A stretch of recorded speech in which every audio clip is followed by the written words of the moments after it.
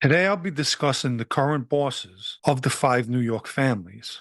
To be the boss of a family in present day is far different in comparison than a boss from yesteryear. For starters, the technology available to the FBI, and might I add, technology most of us are unaware of, is on a whole nother level. Extremely different than when the FBI planted bugs in Paul Castellano's house in 1983, or in 1985 when FBI agent John Pritchard was personally surveilling Chin Gigante and watched him walk out of his house in a bathrobe, get into a car, and blocks later peeled his robe off and was wearing a suit and tie. A significant challenge for present-day bosses compared to years ago, where the FBI may have had a handful of sources or informants, members and associates who were providing information. In present day, they have dozens. Years ago, money from rackets flowed easily up to a boss. Arguably, New York City was low-hanging fruit for the mob. Millions upon millions of dollars funneled its way upwards to a boss. Today, those pickings are thin. I've personally seen it. If a guy finds a way to make money, five guys are trying to cut his throat and screw him out of that money. And this is something that I keep repeating. The loyalty and respect has been replaced by greed. Before I begin, for the sake of clarity, I want to explain the two types of boss positions. One's an official position, and then there's an acting boss position, which means the person's not officially the boss, but is sort of for the time being pinch hitting for the boss. Nonetheless, an acting boss is still given the respect as an official boss. I'll start out in no particular order. Barney Bellomo, the official boss of the Genovese family, is someone who took the reins from Chin Gigante. In a recent video, I mentioned Barney was actually groomed for the position, and more importantly, chosen by Chin to be his replacement, which definitely says a great deal at how Barney was perceived. For example, Chin was a boss who had family members spying on one another and would receive those reports, which could only mean he had little trust, even in those he placed in leadership roles. However, he had full trust in Barney, as he placed him in the acting boss position over many old-timers in the family. One of the skill sets Barney gleaned from Chin was hide the boss, a skill Chin learned from his predecessor, Benny Squint Lombardo, in which a boss remains in the shadows, shielded by 6 degrees of separation. Barney's done a good job remaining in those shadows. As I've mentioned before, years ago, before his accident, he would have meetings while on his motorcycle to avoid detection.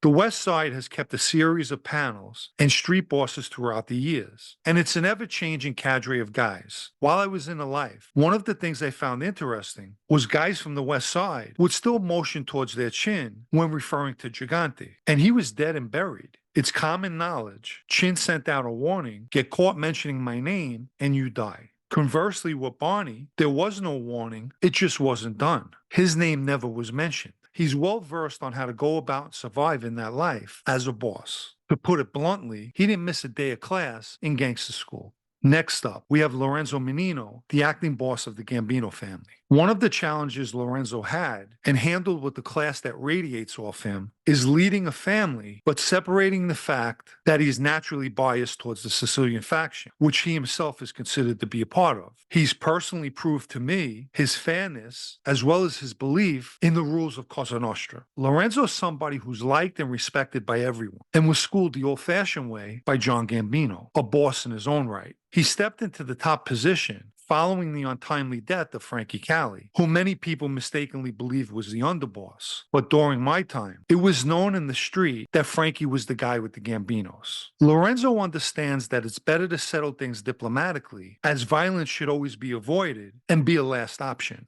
I've always spoken well about Lorenzo, and rightfully so, as he's always done right by me. The mob, if you will, would be a better place with more guys like him. Moving along, Mikey DeSantis is the Lucchese's acting boss. Putting personal opinions aside, Mikey came up through the ranks as a member of the old Brooklyn faction, and I've mentioned numerous times that Mikey was in our crew for a short time before taking the acting position. One of the things which I've also mentioned, I respected that he revisited some of the guys who were on the shelf, and if he felt their sin didn't match the punishment, he took them off the shelf. Most people don't know this, but Mikey didn't necessarily want the position. He took it to prevent the base of power from remaining in the Bronx. There's always been a Brooklyn-Bronx rivalry. We'd see them at the club or at somebody's wake, smile and shake hands, fully aware that they didn't like or trust us, and the feelings were mutual.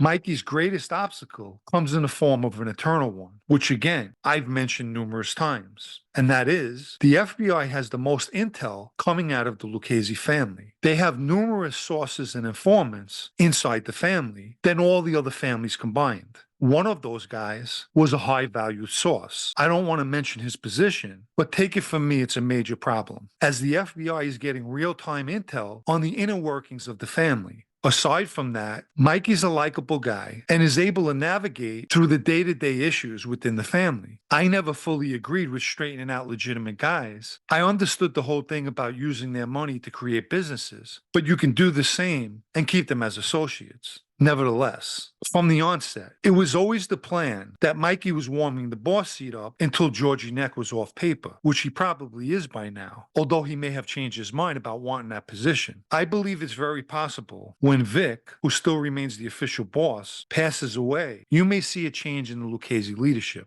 Next up at bat is Robert Donofrio, acting boss of the Colombo family, who everybody calls Little Robert. I met Robert when I came home from prison in 2007. I was having dinner in Angelina's in Staten Island, and Victor DeFalco, a very close friend of his, who has since passed away and was an associate at the time, walked past my table and said hello. He told me it was Little Robert's birthday and I should come say hello. I walked over and Victor introduced us, and I wished him a happy birthday and left. I wasn't a friend yet either. Donofrio stepped in to lead the Colombos from a captain's position based out of Brooklyn. The timing of his appointment comes after the death of longtime Colombo boss Carmine Persico and was followed by the passing of Andy Mush, who held the acting position. One small fact is, Donofrio was once married to Big Ange of the defunct show Mob Wives. In the summertime, he usually could be found at the handball courts at Dyker Park in Brooklyn, and is known to be a pretty low-key type of guy himself. Obviously, with news of his acting position leaking out, he now has the attention of the FBI. In my opinion, Donofrio is warming up the seat for when Teddy Persico gets off of paper. Let me quickly mention the super thanks icon found beneath this video in the 3-dot dropdown, put there for anyone who wants to give support for this channel. And lastly, the official boss of the Bananos, Mikey knows Mancuso, who's presently residing in Allenwood Prison in Pennsylvania.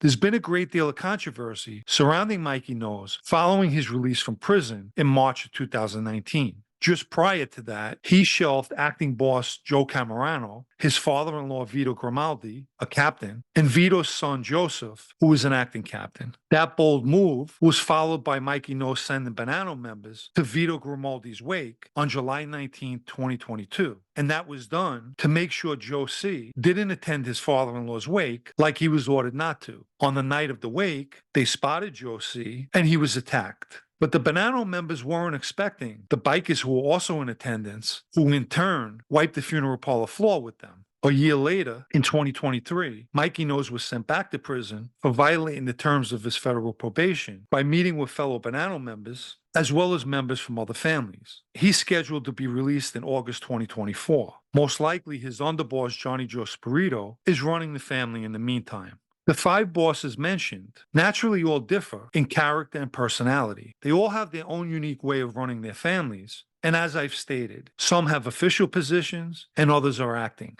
The misfortune for all of them is the common denominator that they share, which is they have the largest bullseye placed on their back by the FBI.